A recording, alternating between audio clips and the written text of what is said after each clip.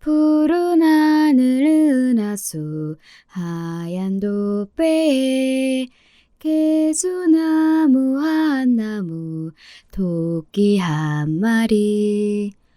나의 고아를 막론하고 이 노래를 모르는 한국 사람이 있을까요? 여러분께서 이 노래를 들으시면 어떠신가요? 어렸을 적 함께 놀던 친구가 생각나시나요? 전 이 노래를 들으면 우리 아버지가 떠오릅니다. 아버지랑 쎄쎄쎄 하던 기억에 가슴 한편이 따뜻해지면서 코끝이 시릴 정도로 그 시절이 그리워져요. 제가 지금부터 들려드릴 이야기는 그렇게 아름다운 추억 이야기도 있고요. 추악한 인간들이 벌이는 막장 드라마도 있습니다. 저 고작 33살인데 참 별일 다 겪었죠? 여러분, 제 사연을 들으실 준비 되셨죠? 그럼 이제 이야기를 시작해 보겠습니다. 우리 부모님은 사이가 참 좋으셨던 기억이 있습니다. 사업하는 아버지와 웃음이 많은 어머니 밑에서 행복하게 자랐어요. 그런데 왜 저에게는 언니나 동생, 아무 형제가 없었던 걸까요? 집에 놀 자매가 있으면 좋겠다며 엄마를 붙잡고 물어보았지만 엄마는 그저 빙그레 웃고 마셨습니다. 나중에 알게 되었어요. 우리 엄마는 다낭성 난소증후군이라는 병을 일찍이 앓고 계셔서 임신이 힘드셨다고 합니다. 저를 임신하는 것도 병원에 다니면서 배란 유도제를 쓰고 어렵게 성공하신 거였다네요. 그런데 출산하면서 자궁이 더 안 좋아지시고 이후 다시 임신하기 어려운 몸이 되셨습니다. 그래서일까요? 엄마는 제가 심심해하면 늘 같이 놀아주셨어요. 마당 있는 집에서 숨바꼭질이랑 술래잡기도 하고 쎄쎄쎄도 하고. 그래서 엄마 덕분에 전 언니나 동생 없이 잘 놀고 지낼 수 있었어요. 그렇지만 제가 10살 무렵에 엄마는 결국 지병이 악화되어서 돌아가셨습니다. 어머니가 돌아가시고 난 뒤 저는 외롭고 쓸쓸한 마음이었어요. 외동딸이라고 언니 대신 엄마는 친구처럼 함께 놀아주셨는데 이제 전 집에서 놀아줄 사람도 없어서 심심하기도 했고요. 그냥 벽에 기대서 마당을 바라보고 있는데 아버지가 말을 거셨어요. 우리 딸 여기서 뭐 하고 있니? 그냥 있어요. 심심하게. 아니, 왜 나가서 친구들하고 놀지 않고선? 요즘에 친구들은 학원 다닌다고 바빠요. 영어학원이랑 수학학원이랑 논술에 태권도까지. 그럼 우리 딸도 학원 다니고 싶어? 아니요, 전 공부하는 거 진짜 싫단 말이에요. 아, 참 심심한데. 아빠, 혹시 쎄쎄쎄 할 줄 아세요? 아빠도 어릴 때는 했었지. 근데 지금은 다 까먹었구나. 네가 한번 가르쳐 줄래? 이렇게 나처럼 손바닥을 펴고 부딪히고 노래 부르면서 푸른 하늘 은하수 하얀 돛배에 개수나무 한 나무 토끼 한 마리. 이렇게 아버지는 엄마 없이 자라는 저랑 노력해서 놀아주시기도 하고 운동회 날 엄마 대신 학교에 오셨어요. 지금 생각해보면 최선을 다해서 제가 엄마의 부재를 느끼지 못하도록 절 신경 써주셨습니다. 우리 아버지는 사업가라서 정말 바쁘시거든요. 그러기가 쉽지 않았을 텐데 저를 그렇게나 사랑해 주셨다는 것을 지금은 알고 있어요. 우리 아버지는 성우산업회사를 세우고 한평생을 바친 창업주이십니다. 회사는 알루미늄 압출 제품 등 다양한 알루미늄 소재를 가공하는 업체인데 연매출 200억을 달성하는 알짜배기 중소기업이에요. 처음부터 회사가 이렇게 컸던 것은 아니었습니다. 주문권을 생산하는 연 매출 10억대의 단순한 제조기업으로 시작했지만 지속적인 설비 투자에 집중하고 신제품 개발 및 품질 향상을 위한 연구에 대한 지원을 아끼지 않은 결과 지금의 소재 부품 전문기업으로의 도약에 성공한 것이죠. 꾸준히 연구개발 및 경쟁력 향상에 집중해온 노력의 결과 15년 전에 한국산업은행 유망 중소기업에 지정되는 쾌거를 이루기도 했어요. 그날을 기념하기 위해 아버지는 회사를 위해 일하신 직원분들을 모시고 조촐하게 우리 집 마당에서 파티를 열었답니다. 회사가 지금까지 성장한 데에는 좋은 직원분들의 노력을 간과할 수 없는데요. 특히 초창기부터 아버지와 함께 회사를 일군데 일조하신 문 전무님, 비서실장으로 계신 김상무님은 회사의 핵심 중역이세요. 두 분은 회사 임원뿐이지만 우리 집에 자주 놀러와서 같이 고기도 구워 먹고 아버지와 바둑을 두는 아버지와 막연한 친구 동생 사이이기도 하거든요. 그러면 좀 예의 없지만 어릴 때부터 봐온 분들을 아직도 삼촌이라고 부르면서 가깝게 지내고 있어요. 아버지의 사랑을 듬뿍 먹고 자라난 저는 아쉽게도 좋은 머리나 야망을 갖추지 못했습니다. 아무래도 아버지를 닮지 못했나 봐요. 그럭저럭 서울 중위권 대학을 졸업하고 나서 마땅히 할 일이 없었는데 여행사를 운영하는 아는 언니가 여행 작가를 제게 제안해 왔습니다. 그 여행사에서 파는 여행 상품을 직접 다니면서 사진도 찍고 여행기를 써서 홈페이지에 올리는 일이었어요. 제가 좋아하는 여행도 마음껏 할 수 있었고 시간이나 장소에 구애받지 않는 자유로움에 끌려서 여행 작가로 잘 지내고 있는데 어느 날 아버지가 진지하게 말씀하셨습니다. 내 건강이 언제까지 괜찮을지 몸이 허락해줄지 모르겠구나. 네가 어서 결혼하고 안정된 가정을 이루어야 아버지가 안심할 수 있을 것 같다. 이 아비가 눈여겨보고 있는 신랑감이 있는데 한번 만나보겠니?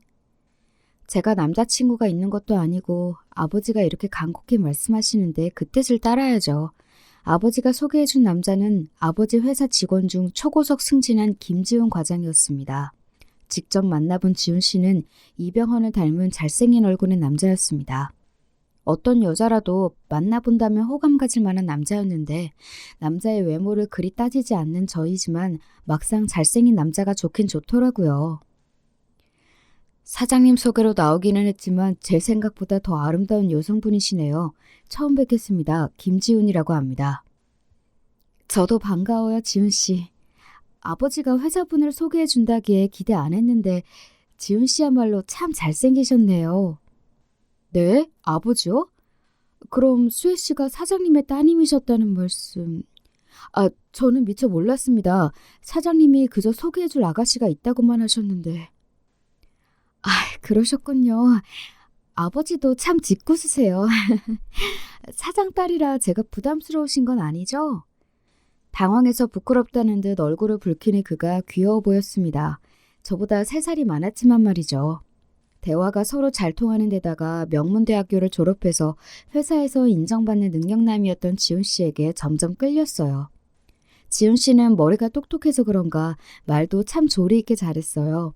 그가 하는 말이라면 똥으로 된장을 쓴데도 믿을 만큼 말이죠. 뿐만 아니라 지훈 씨는 매너가 참 좋았어요. 제가 차에 타고 내릴 때마다 미리 차문을 열어주고 제 머리가 차에 부딪히지 말라고 커다란 손바닥으로 제 머리를 감싸줄 때면 마치 공주님 대접받는 기분이었답니다. 지훈 씨와 데이트를 하러 나갈 때마다 아버지는 흐뭇한 미소로 저를 지켜보셨습니다. 만나면서 지훈 씨는 저에게 잘해줄 뿐만 아니라 자꾸 결혼 이야기를 꺼내고는 했어요. 수혜 씨, 우리가 결혼하면 아기는 몇 명 낳고 싶어요? 난 2명쯤 되면 좋겠는데 힘들면 1명도 괜찮고요. 같이 사는 신혼집은 어떤 곳이었으면 좋겠어요? 벌써부터 저와의 결혼을 상상하다니 지훈 씨가 나를 참 많이 좋아하는구나 싶었어요. 당연히 저도 지훈 씨가 날이 갈수록 좋아지고 정이 들었죠.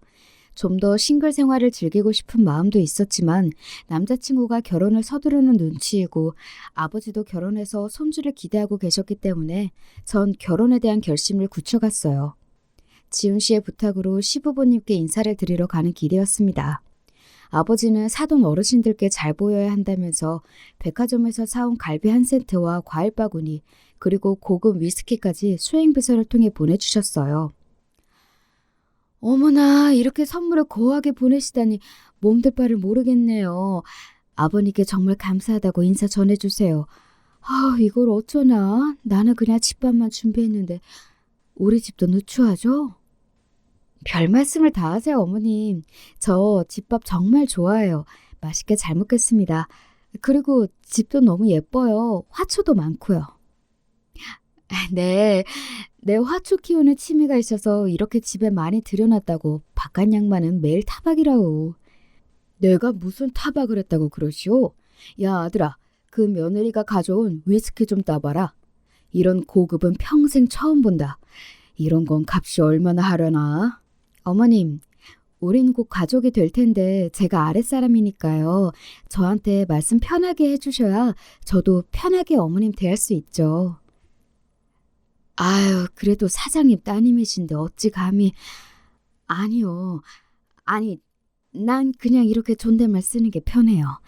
아직 우리 애랑 정식으로 결혼한 것도 아니고. 그럼 식사 맛있게 해요. 이렇게 밥을 차려주시고 어머님은 부엌으로 가버리시는 겁니다. 함께 식사를 하자고 해도 예비 시모는 누룽지를 끓여야 한다, 후식을 준비해야 한다는 핑계를 대시면서 저와 겸상을 끝까지 안 하셨어요.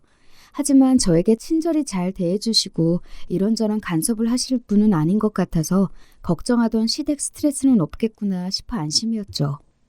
식사를 마치고 나서 저는 혼자 시댁을 둘러보았습니다. 그리고 지훈 씨가 쓰는 방을 구경하다가 책상 서랍에서 이상한 것을 발견했어요. 그것은 예전 사귀던 여자와의 연애 편지였습니다. 사람 촉이라는 게 참 이상하죠? 왜인지 두 번째 서랍을 열어보고 싶어져서 열어보았더니 저기 안쪽 구석에 살짝 구겨진 채로 하늘색 편지 봉투가 보이는 거예요. 그리고 겉에는 내 마지막 사랑에게 라고 쓰여 있었습니다. 좀 야비한 일이긴 하지만 궁금한 마음에 저도 모르게 그 편지를 읽고 말았어요. 오빠가 이렇게 내 곁을 떠날 줄은 몰랐어. 그래, 다 이해해. 나에 대한 사랑이 변해서가 아니라는 것을 말이야. 그래도 얼마나 떨어져야 우리는 다시 만날 수 있는 걸까? 당장 내 옆에 없는 당신을 오늘도 그리고 있어. 기다릴 거야, 죽을 때까지. 그리고 당신의 마음도 나와 같을 거라고 생각해.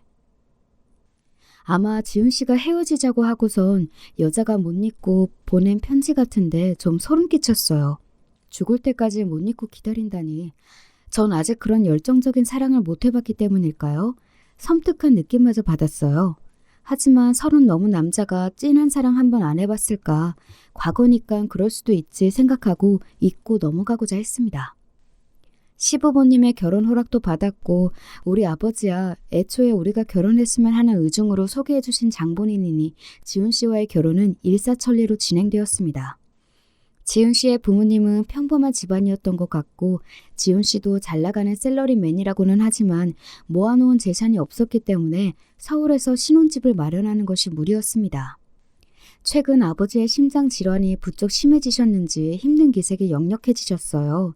아버지는 동맥경화와 화열성 심장 질환이 있으셨는데요. 병원에 주기적으로 다니면서 식단도 저염식 저지방으로 신경 쓰면서 관리하고 계셨어요.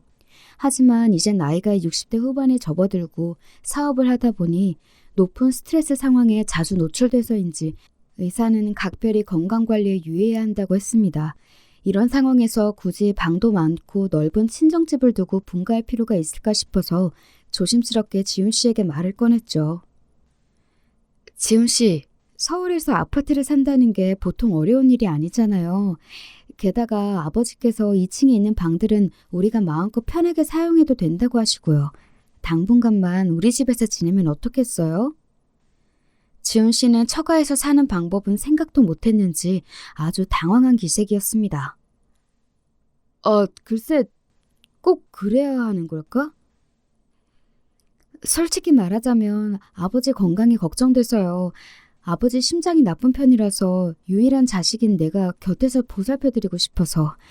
우리 아버지가 어떤 마음으로 나를 키워주셨는지 그동안 여러 번 얘기한 거 알죠? 아버님 지병이 있으셔?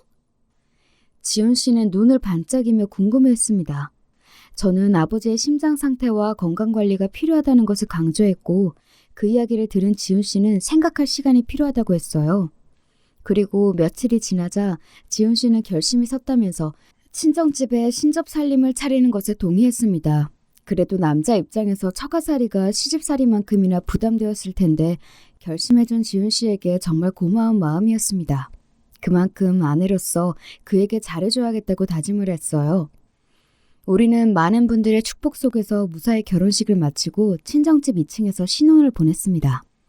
2층에는 욕실이 딸린 안방과 서재 그리고 작은 방이 하나 더 있었기 때문에 우리 둘이 살기에 부족함이 없었죠. 저는 결혼해서도 옆에서 아버지를 보살필 수 있고 새로운 환경에 적응할 필요가 없으니 참 좋았습니다. 결혼한 지 얼마 되지 않았는데도 아버지는 저에게 혹시 아기 소식은 있냐고 자주 물어보셨어요. 아마도 아버지 자신의 건강이 염려되어서 빨리 손주를 갖고 싶으셨던 모양이에요. 아버지, 올해 결혼한 지 한 달 남짓 되었을 뿐이에요. 너무 조급해 하시는 거 아니세요? 그래, 나도 조급한 거 알고 있다만 괜히 불안하고 그렇구나.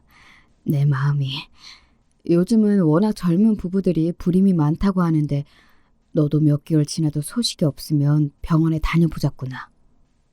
이렇게 채근하는 아버지와 달리 희한하게 시댁에서는 손주에 대한 어떠한 부담이나 말씀도 없으셨어요. 시아버님은 우리 아버지보다 더 나이가 많으셨고 남편 역시 집에서 외동아들이었기 때문에 후손에 대한 집착이 남다를 줄 알았는데 말이에요. 처가살이도 허락해 주시고 며느리에게 손자 타령도 안 하시는 이해심 많은 시부모님이라 감사하다고 생각했을 뿐이죠. 하지만 하늘을 봐야 별을 따지요. 여러분 앞에서 말씀드리기 좀 부끄럽지만요. 우리 부부는 결혼해서 잠자리를 자주 같이 않았답니다. 한 달에 한두 번 할까 말까 손에 꼽을 정도였어요. 30대 초반의 왕성한 남자인데 회사 일로 매일 피곤하고 바쁘다는 핑계로 그는 저와의 잠자리를 피했어요.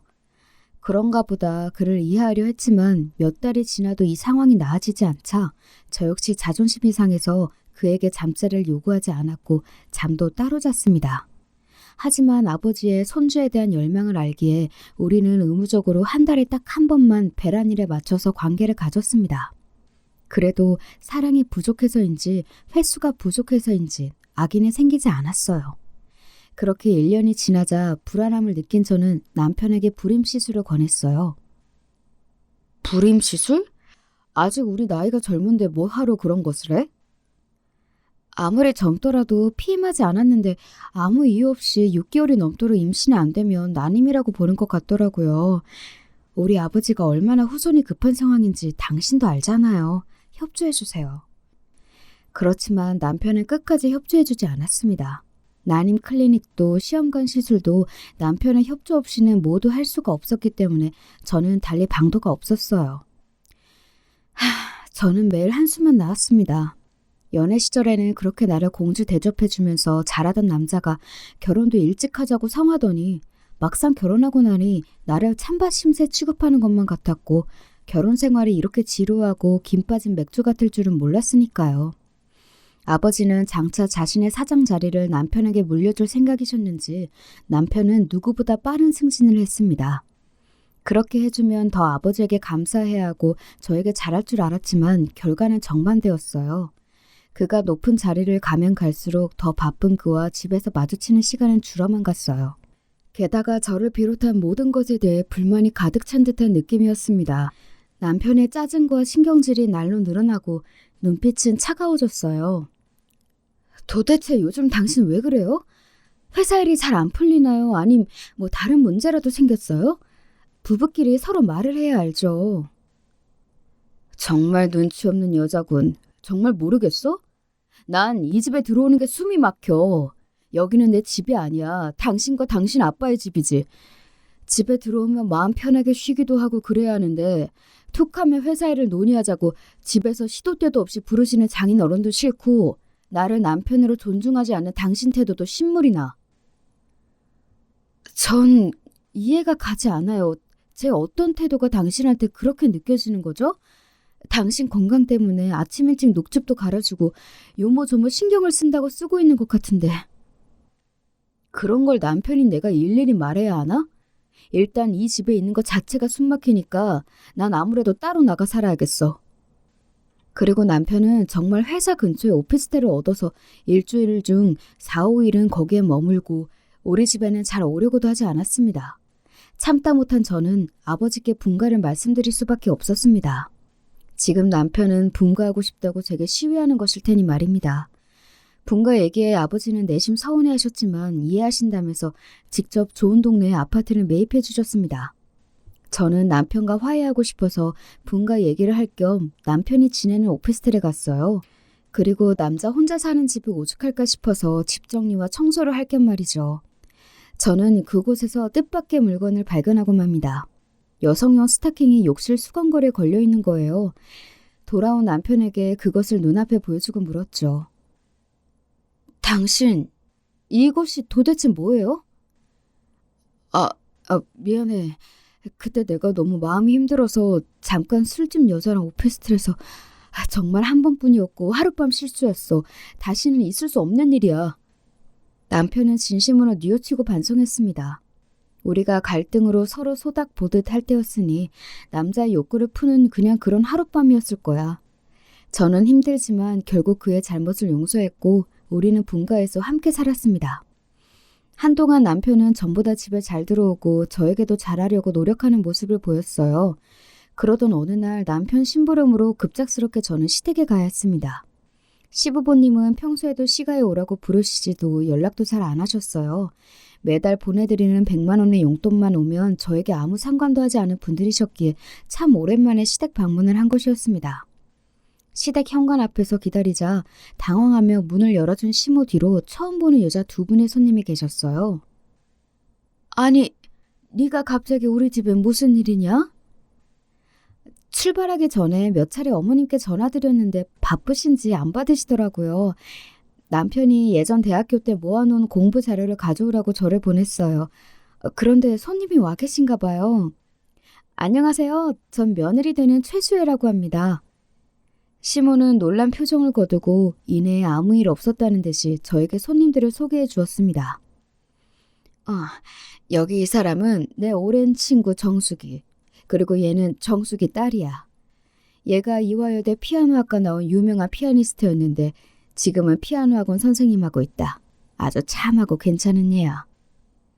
그런데 제 인사에도 그들의 저를 보는 시선은 왠지 불편한 느낌이었습니다. 얘기 들었어요. 지훈이 철하고. 나는 시어머니 되는 사람과 절친한 사이라서 자주 이 집에 드나드는데 정작 며느리 얼굴은 처음 보는 것 같네. 어머님 자주 뵙고 잘 좀 대해드려요.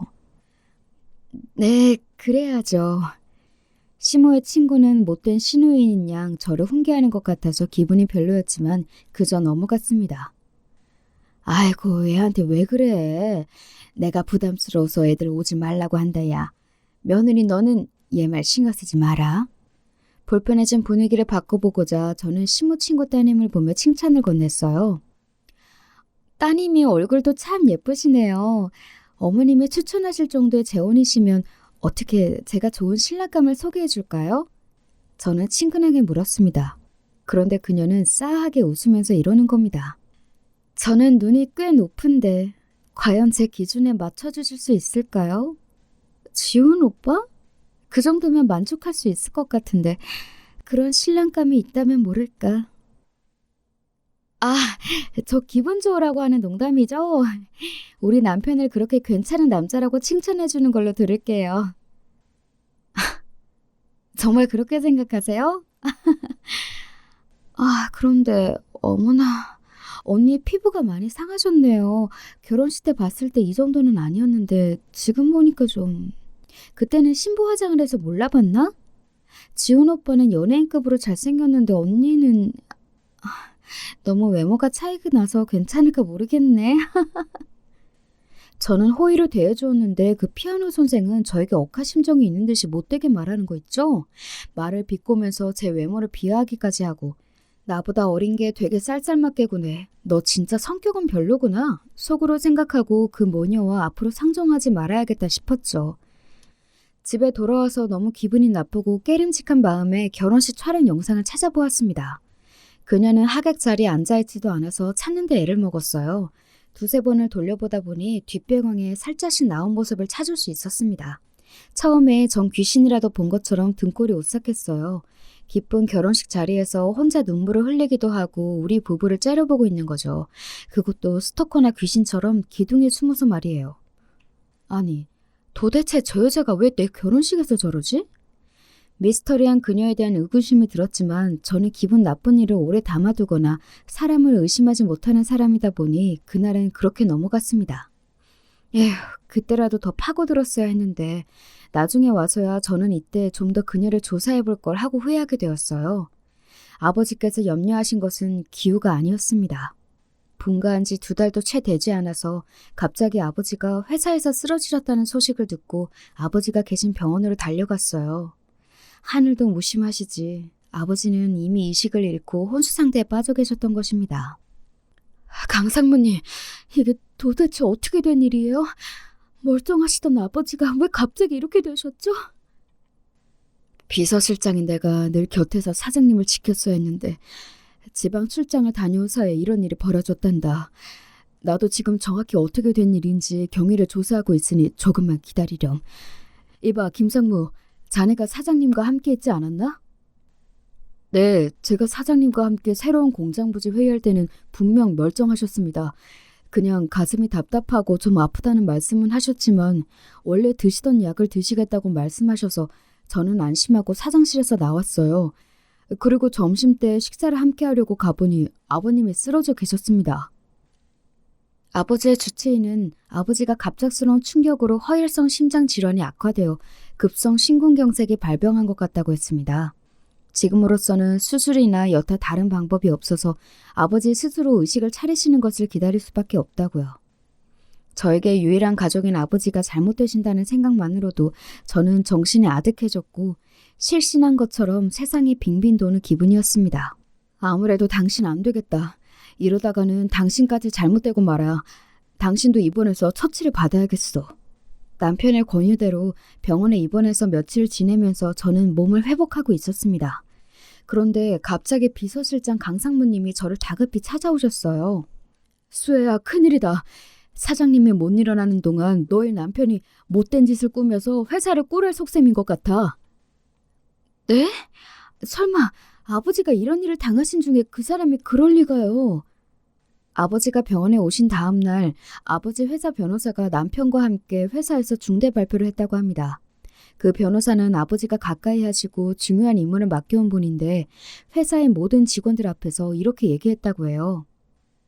사장님께서 쓰러지시기 전에 이미 작성하신 유언장이 있는데 만일 혹시 모를 사태를 대비하기 위해 사장석이 공석일대를 대비해서 작성해 두신 것입니다.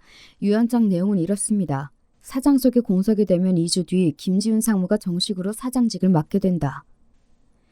그렇지만 형님이 이럴 리가 없거든. 요즘 들어서 김 상무가 생각만큼 회사에 열정을 갖고 일하는 사람이 아니라고 도리어 직책을 강등시키려고 고민하고 계셨다고. 그런데 회사 사장 자리를 갑자기 왜 너희 남편에게 물려주겠니? 차기 사장 자리와 같이 중요한 일은 늘 나와 문정무랑 상의하던 분이 우리도 모르게 독단적으로 결정해서 유언장까지 쓰실 분이 아니라고. 나와 너희 아버지가 함께 회사에 바친 세월이 자그마치 35년이다. 이것은 분명 너희 남편이 뭔가 일을 꾸민 게야. 저도 아버지에게서 차기 사장직을 남편에게 물려준다는 말씀을 들어본 적이 없습니다. 그리고 굳이 선택하라면 남편보다는 강상무님의 말에 더 신뢰가 갔어요. 강상무님은 저에게 이 일을 조사해서 해결할 방법을 찾겠다고 돌아가셨어요. 병원에 누워있던 저는 참으로 심란했습니다.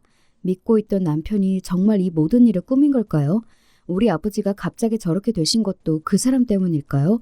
저는 한없이 괴로웠지만 이대로 가만히 누워있을 수만은 없었어요. 그리고 아버지가 계신 병실에 가서 아버지 앞에서 목 놓아 울었지요. 아버지, 이러고 계시면 어떡해요? 강사모님 말대로 남편이 아버지를 이렇게 만든 거예요? 회사를 차지하려고 계략을 꾸민 거냐고요? 아버지는 다 알고 계시잖아요. 이렇게 누워있지만 말고 어서 일어나세요. 어서요. 제 서러운 외침에도 아버지는 평온한 얼굴로 누워 계실 뿐이었습니다. 병원에서 나와 집에 들어가자마자 저는 못 볼 광경을 보고 말았어요. 여러분, 앞에서 말했던 추악한 자들이 벌인 짓을 이제부터 감상하실 차례입니다. 우리 집 현관문 비밀번호를 누르는데 자꾸만 오류가 뜨는 것입니다. 이상해서 재차 누르려는데 누군가 현관문을 열어주고 제 앞에 서 있는 거예요. 그 사람은 지난번 시댁에서 우연히 마주쳤던 그 재수없는 시모 친구 딸이었어요. 당신이 왜 우리 집에 있는 거야? 그리고 제멋대로 현관 비밀번호까지 바꿔놓고? 집에 들어서서 보는데 거실에는 온통 처음 보는 가구들이 들어차 있었습니다. 이제부터 오빠와 내가 살 집이니까 비밀번호는 변경했어요. 어때요? 가구들이 정말 고급스럽죠? 명색이 사장딸이라면서 당신 안목이 그렇게나 떨어지는지 몰랐어요. 예전에는 촌스러운 가구들만 있더라고.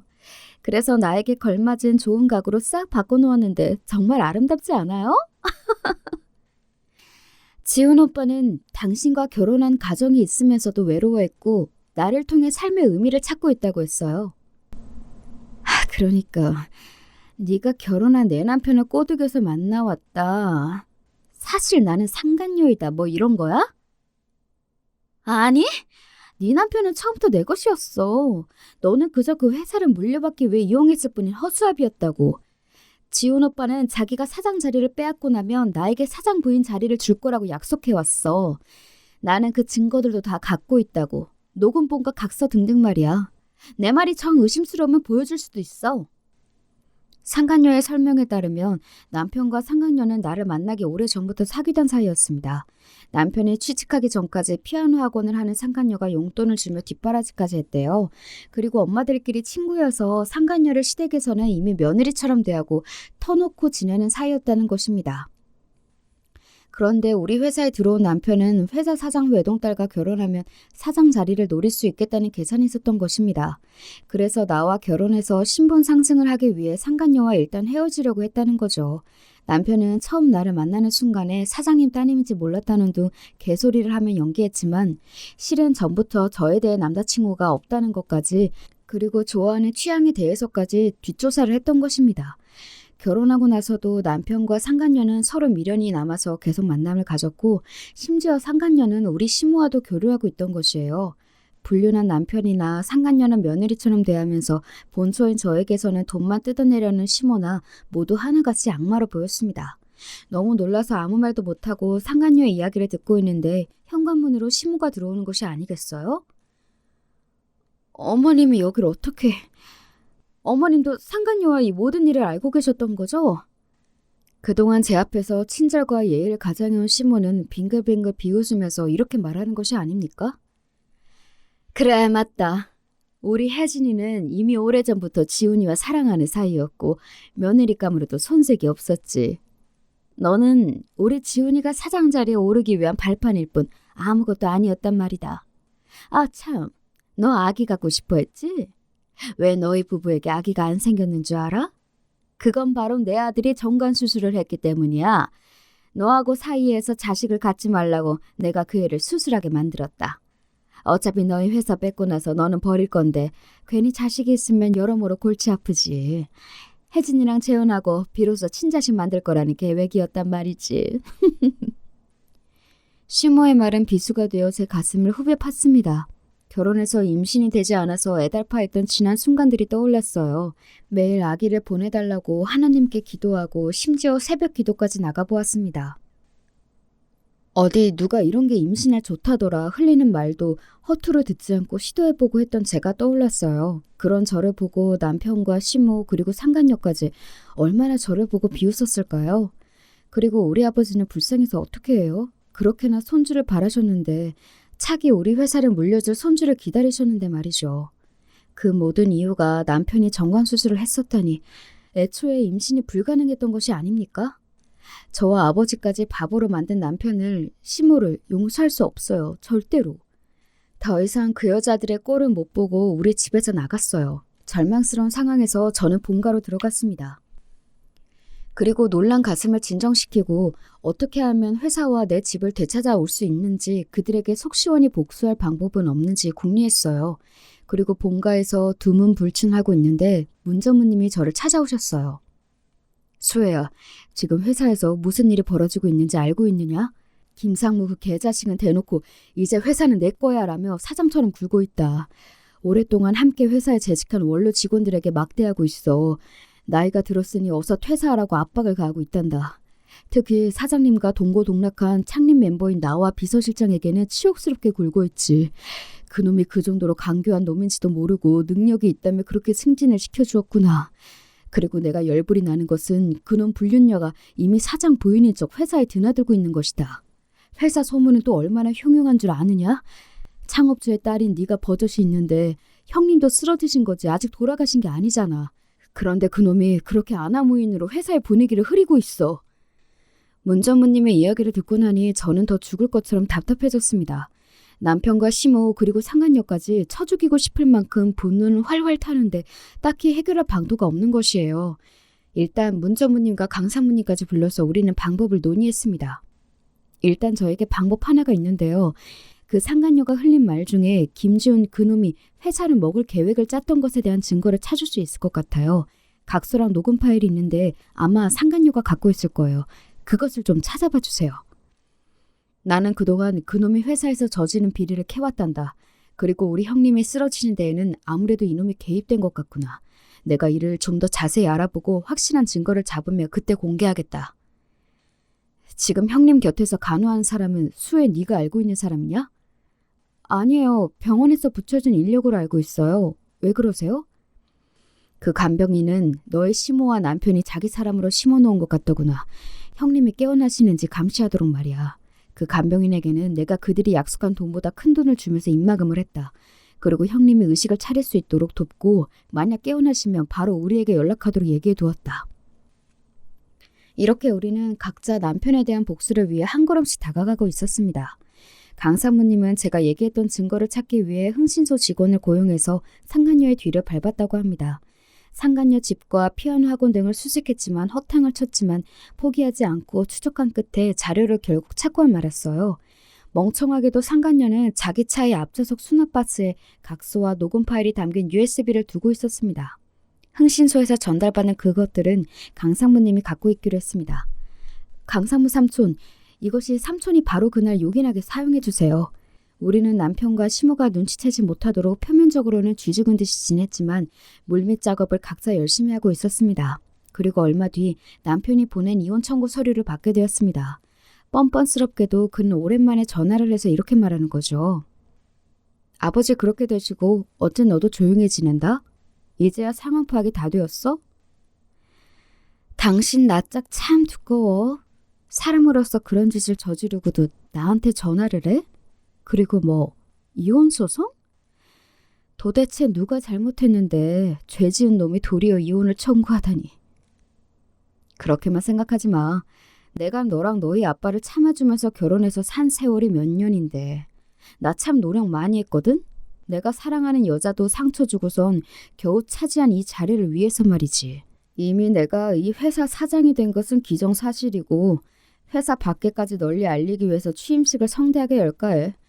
지역 구의원이나 명사들도 많이 참석하고 나의 취임을 축하해야지. 그런 자리에 너나 문전무, 강사무도 빠질 수 없잖아. 3일 뒤에 신라 호텔에서 열 거니까 예쁘게 차려입고 와서 나를 축하해줘라. 사람이 이렇게 짐승 같을 수가 있을까요? 악한 마음과 뻔뻔함이 지나친 이 남자의 말을 지금은 그냥 참고 들어주었습니다. 하지만 저는 마음속 깊이 칼을 갈고 있었죠. 그래, 조금만 기다려라. 그 화려한 취임식 내가 제대로 똥물 쏟아주마. 하늘도 이런 놈은 용서할 수 없으셨던 걸까요? 제가 불쌍하셨던 걸까요? 뜻밖의 좋은 소식을 듣게 되었습니다. 아버지 주치의 의사에 급한 호출이 왔어요. 아버지 의식이 돌아오셨어요. 어서 와보세요. 그리고 강상무와 문전무님도 간병인의 호출로 급히 병원으로 오셨습니다. 저는 병원으로 가는 길에 변호사에게 연락해서 한시라도 빨리 병원에 와달라고 했어요. 병원에 가보니 아버지는 겨우겨우 눈도 깜빡이고 입도 조금씩 움직이셨습니다. 아빠, 정신은 드세요? 괜찮으세요? 아버지는 기운이 없으셔서 제가 귀를 아버지 입에 가까이 대야 들을 수 있을 만큼 작은 소리로 말씀하셨어요. 난 괜찮다. 강사모한테 얘기 들었어. 사회 그 자식이 몹쓸 일을 벌였다지. 아버지는 그놈이 아버지에게 했던 짓을 폭로하셨습니다. 아버지가 쓰러지던 날 아침 일찍 남편은 변호사와 아버지 사무실에서 만나자고 급히 불렀습니다. 이보게, 갑자기 무슨 일인가? 변호사를 불렀으니 어서 유언장을 작성하세요. 유언장에는 첫째, 당신 재산을 나에게 물려줄 것. 그리고 둘째, 성우산업의 사장직이 공석인 경우 나 김지은 상무가 그 자리를 이어받는다는 것. 이 내용이 꼭 들어가야 할 것이야. 무슨 말도 안 되는 소리를. 자네 미쳤나? 내가 왜 그런 짓을 해? 이제 보니 너 그런 속셈으로 내 딸과 결혼했어? 그래. 그래서 마음에 안 드는 네 딸년과 결혼하고 개같이 처가살이하면서 3년을 참고 살았지. 바로 오늘을 위해서 말이야. 어서 변호사한테 유언장 작성시키고 않고 뭐해? 이놈이? 비서실장 어디 갔나? 보디가드 불러서 이 새끼 당장 끌어내! 지금 비서실장은 울산으로 출장 가지 않았습니까? 보디가드도 내가 다른 데 보냈고. 장인어른은 내 말을 따를 수밖에 없을 텐데요. 내가 이 회사의 운명줄을 쥐고 있어요. 지난번 회사 자산을 담보로 100억을 긴급으로 대출했던 은행 있죠? 거기 은행장이 바로 내일 대출금을 회수하라고 하면 이 회사는 어떻게 될까요? 그래서는 안 돼! 그러면 우리 회사는 부도가 나고 만다고. 그러니까 이 회사 망하는 걸 보고 싶지 않다면 당장 유언장이나 작성하라고. 아버지는 하는 수 없이 남편의 협박을 이기지 못하고 그런 불합리한 유언장을 작성하게 된 것이었습니다.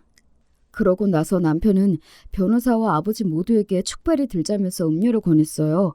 마지못해 마셨던 아버지의 음료 속에는 심장에 해로운 약물이 들어있었고 아버지는 몇 분 뒤 그 자리에 쓰러지고 마신 겁니다. 남편은 비열하게 웃으면서 아버지를 내버려 두고 유언장만 들고 나가버렸고요. 죄송합니다. 그때 사위를 말렸어 했는데 어찌할 바 모르고 있다가 사위가 나간 뒤에 사장님의 음료잔을 제가 몰래 챙겼습니다.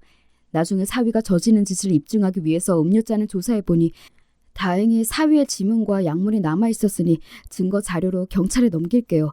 그리고 어서 유언장을 다시 고치시지요.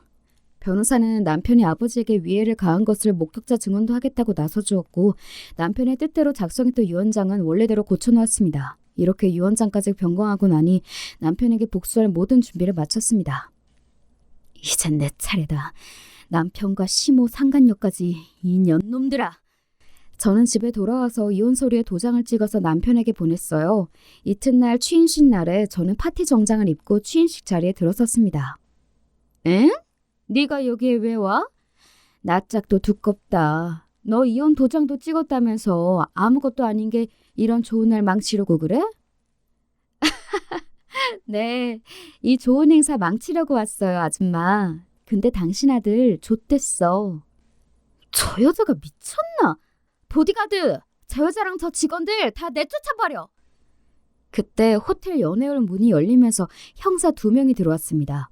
문 전무님과 변호사가 남편의 범죄 사실을 미리 경찰에 신고했던 것입니다. 김지훈 씨, 당신을 성우산업 비리 및 횡령 그리고 최무열 사장 살인 미수죄로 긴급 체포하겠습니다. 놔! 이게 무슨 짓이야! 이 회사의 사장은 나라고! 증거도 없이 저 새끼들 말만 믿고 경찰이 이래도 돼? 그때 호텔 스피커로 어떤 음성이 들려왔습니다. 혜진아, 내가 말했잖아. 이제 성우산업이 내 차지가 될 날이 머지 않았다고. 장인은 요즘 심장이 안 좋다고 하더군. 심장에 나쁜 약물을 먹이고 그 양반을 없애버릴 거야. 그리고 내가 회사에 큰 자금을 빌려준 은행장을 만나서 뇌물을 좀 줬지 뭐야. 회사 자금을 당장 갚으라고 상환 청구를 하라고. 그러면 아마 최 사장은 강한 압박감을 느끼고 내 협박에 응하고 말겠지. 유언장에 사위인 내가 사장 자리에 앉도록 쓰라고 말이야. 남편은 저지른 모든 죄를 상간녀에게 자백처럼 털어놓았던 것이죠. 상간녀는 남편을 믿지 못하고 녹음해서 갖고 있던 것을 우리가 찾아서 이 취임식에 있는 모든 사람이 들을 수 있도록 크게 틀어놓았습니다. 이건 말도 안 돼. 내 목표에 거의 다 왔는데 이제 와서 모든 것이 물거품이. 경찰 양반, 우리 아들 잡아가지 마세요. 이건 모함이라고. 뭐가 잘못된 거야. 울려 퍼지는 자기의 자백을 듣고 남편은 사식이 되었습니다. 시모와 상간녀 역시 마찬가지였죠. 결국 남편은 빼도 박도 못할 자백과 증거로 재판에서 4년의 징역을 선고받고 감옥에 수감되었습니다. 시모는 알거지 신세에 감옥에 간 아들을 가진 죄인이 되었고 상간녀는 애인을 잃었을 뿐 아니라 고개 들고 이곳에 살지 못하는 몸으로 만들어버렸습니다. 저는 상간녀의 피아노 학원 앞에 플래카드를 달아놓았습니다. 극악무도한 상간녀가 여기에서 순진한 아이들을 가르치고 있어요. 또 상간녀가 한 짓들을 낱낱이 고하는 대자보를 학원문에 붙였어요. 플래카드와 대자보를 본 상간녀는 얼굴이 하얗게 질려서 본즉시 철거했지만 때는 이미 늦었어요. 피아노 학원에 대한 소문은 삽시간에 동네에 퍼지고 학원 아이들은 모두 학원을 끊었어요. 뿐만 아니라 학원으로 학부모들의 항의 전화가 빗발쳤지요. 네가 뒤로 상간녀 짓 하고 다녔다면서? 내 아들이 1년 넘게 그 학원 다녔는데 너를 보고 이상한 짓 배웠으면 어떻게 책임질 거야? 어떤 아버지는 상간녀 본처를 내쫓은 악한 행실을 숨기고 교육업에 종사한 것은 기만이라면서 손해배상 청구를 하겠다고 나오기도 했답니다. 아무리 법에서는 간통죄가 없어졌다고 하지만 우리네 정서에서 분류는 나쁜 짓이라는 공감대가 있잖아요. 저는 그저 상간녀의 실체를 조금 보여줬을 뿐인데 그 파장은 제 생각 이상으로 컸어요. 상간녀가 당한 일을 떠올리니 저는 지금도 통쾌하기만 해요. 지금 이 글을 보시는 여러분도 같은 생각이시죠? 자신의 야망 때문에 불륜으로도 모자라서 장인까지 죽이려고 했던 남편과 그를 도와준 시모와 상간녀는 모두 사람답지 못한 삶을 살게 되었죠. 모두 자신들이 저지른 죄로 인해 받게 된 벌이니 당연한 결과가 아닐까요? 쓰러지셨던 아버지는 아직 병원에 계시지만 많이 호전된 상태가 되셨어요. 그리고 문전무님과 강상무님 두 분께서 함께 회사의 사장 역할을 대행하고 회사는 다시 잘 돌아가고 있습니다. 아버지는 두 분께 사장직을 물려주고 싶다고 말씀하셨지만 두 분은 한사코 아버지가 회복되고 사장직에 복직하시라면서 비워두고 있으시죠. 저는 이혼한 뒤 신혼집을 처분하고 본가에 들어와서 살고 있습니다. 그리고 결혼 전에 했던 여행 작가 일을 하고 있어요. 이렇게 저의 파란만장했던 결혼과 이혼, 그리고 회사를 놓고 버린 암투는 막을 내렸습니다. 여러분께서 재미나게 읽어주셨으면 좋겠다는 바람을 갖고 저는 물러갈게요. 날이 점점 더워지는 날씨에 건강 조심하시고 오늘도 좋은 하루 보내세요.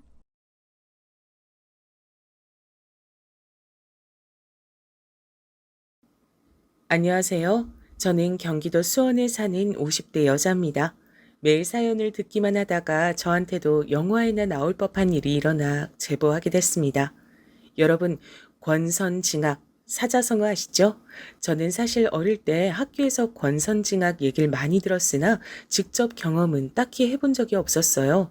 생각해보면 너무 평범하게 살아서 그랬던 것 같기도 해요. 그런데 이번에 정말 말 그대로 나쁜 사람이 벌을 받고 착한 사람이 복을 받는 얘기가 저한테도 일어나 제보하게 됐습니다. 바로 저희 시댁과 관련된 얘기예요. 정확힌 아주버님 아내인 형님이요. 전 사실 결혼할 때까지만 해도 이런 일이 일어날 줄 몰랐어요. 전 그냥 남편과 대학에서 처음 만나 연애하고 결혼했죠. 인생 첫 남자친구였고 남편도 제가 첫 여자친구였어요. 서로 신입생 동기로 만나서 그렇게 한 번도 헤어지지 않고 그대로 결혼하게 됐습니다. 저는 어려서부터 정말 무던한 편이었어요. 정말 너무 평범하게 살아왔고 결혼도 그냥 정말 무탈하게 진행됐죠. 양가에서도 같은 대학이고 오래 사귀었으니 서로 마음에 들어 하셨고 남편도 저도 예민하지 않고 무난한 성격들이라 정말 평생 이렇게 재미없지만 고요하게 살아갈 줄 알았어요. 사실 제가 남편과 결혼을 결심하게 된 이유는 무심함 때문이에요.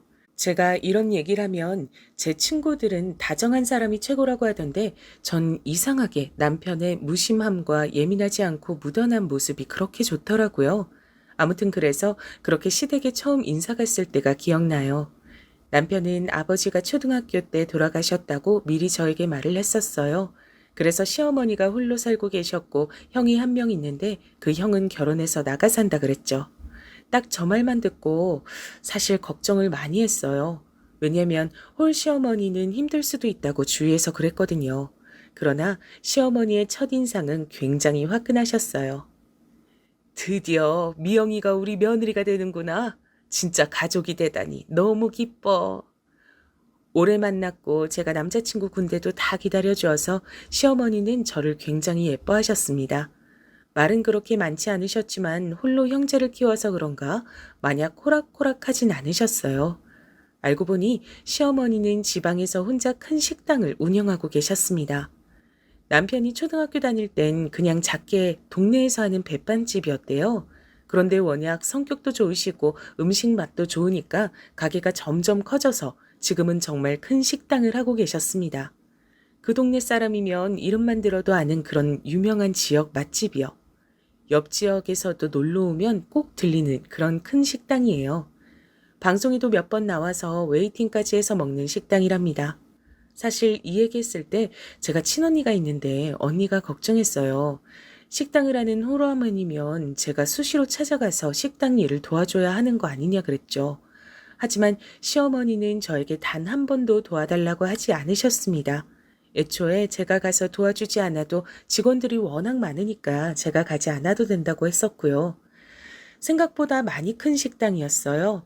저는 오히려 어머님 식당이 너무 커서 놀랐던 기억도 나요. 남자친구가 전혀 티를 내지 않아서 몰랐죠. 남편의 형은 성격이 남편과 비슷했어요. 무난했단 말이죠. 형제가 둘 다 예민하지 않고 말도 많지 않았어요. 그리고 아주버님은 매우 바쁘셨습니다. 그래서 잘 볼 수가 없었어요. 이렇게 무난한 성격들 덕분에 시어머니는 홀로 형제를 키우면서 엄청나게 힘든 일은 없었다 그러더라고요. 그리고 뒤에서도 말하겠지만 사실 시어머니는 정말 최고랍니다. 제가 다른 복은 없어도 시어머니 복은 정말 많아요. 단순히 재력만 좋으셨던 게 아니고 성격도 정말 좋으셨습니다. 이건 뒤에 가서 더 자세히 말씀드릴게요. 그런데 제가 시댁에 가서 제일 놀랐던 게 뭔지 아세요? 시어머니도 형도 남편도 평범했는데 형님, 그러니까 남편 형의 아내가 정말 놀라웠어요. 왜냐면 정말 제가 이때까지 봤던 사람 중에 제일 밝았어요. 저를 보자마자 어머, 동서될 분이세요? 정말 반가워요. 제가 얼마나 기다렸는지 몰라요. 하시면서 반겨주셨어요. 사실 이미 결혼한 친구들이 저한테 고부 관계 스트레스보다 며느리 관계 스트레스가 더 크다 그랬거든요. 그리고 언니도 저한테 형님이 이미 있다고 하니까 걱정했었고요. 제 성격에 당하고 살 수도 있다고 무슨 일 일어나면 자기한테 꼭 말하라고 했었죠. 그런데 저를 처음 보자마자 저렇게 반겨주셔서 저는 너무 행복했어요. 친언니한테 자랑도 할 정도로요. 어머, 동서 친언니가 있어요? 그럼 더 잘 됐다. 언니처럼 편하게 대해줘요. 형님은 정말 텔레비전에 나오는 연예인들보다 성격이 밝더라고요. 저는 낯을 굉장히 많이 가리는 편이라 시댁 가족들에게 어떻게 다가가야 하나 정말 걱정이 많았어요. 하지만 어머니도 절 따뜻하게 맞이해 주시고 형님도 절 반겨주시니까 결혼 초반에 굉장히 기분이 좋았어요. 남편한테 듣기론 형님은 그 지역 토박이래요. 그래서 남편 어머니의 식당이 커가는 것을 다 직접 보고 자랐다고 하더라고요. 아주버님과도 아주 어렸을 때부터 알던 사이였고요. 그래서 시댁에 갈 때 형님이 있을 때와 없을 때는 확실히 분위기가 달랐어요. 시어머니가 혼자 산다고 제가 말했죠?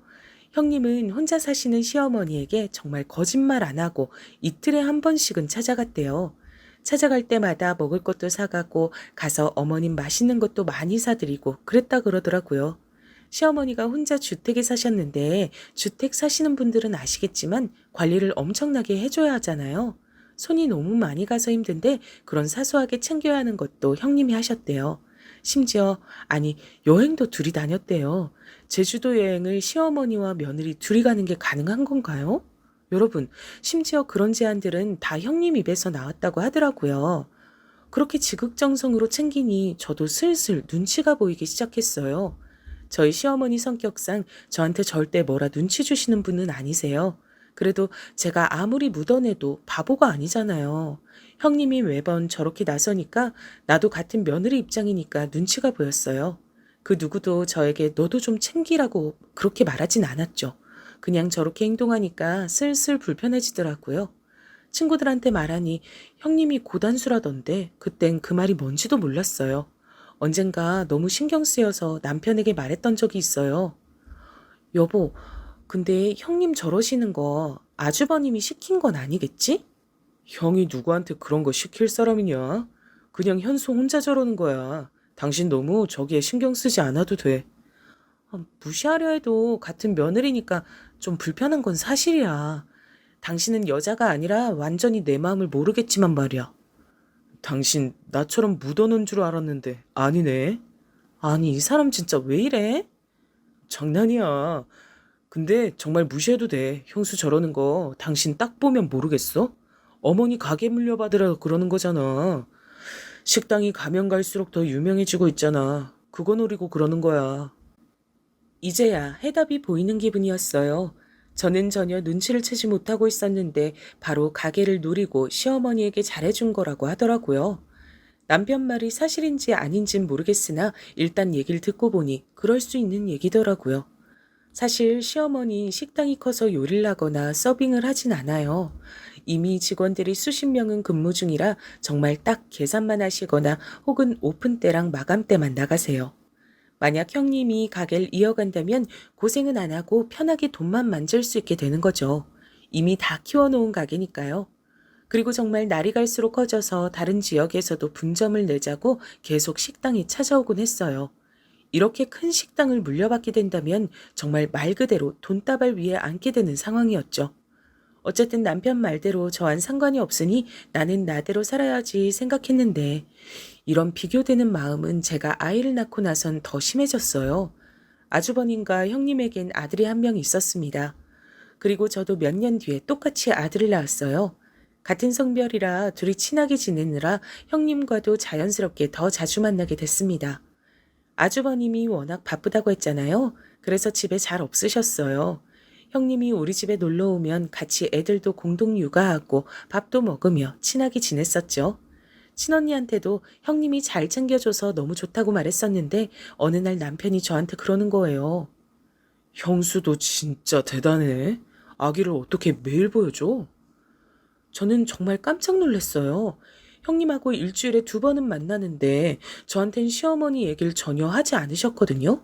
제가 무슨 말이냐고 남편에게 물어봤더니 형님이 글쎄 시조카를 매일 시어머니에게 보여주고 있다는 거였어요. 그것도 가게로 찾아가서 보여줬대요. 찾아갈 수 없으면 영상통화로 보여주고 있었다는 거예요. 안부 인사 겸 매일매일 연락한다던데 전 정말 꿈에도 몰랐어요. 제가 형님에게 시어머니한테 언제 찾아가 볼까 얘기해도 그냥 아무 말 없이 웃길래 저도 그냥 넘겼었거든요. 저한텐 그래놓고 뒤론 매일 시어머니를 찾아가고 있었다니 조금 배신감도 들더라고요. 시어머니는 저에게 싫은 소리를 하시는 분이 아니니까 전혀 몰랐죠.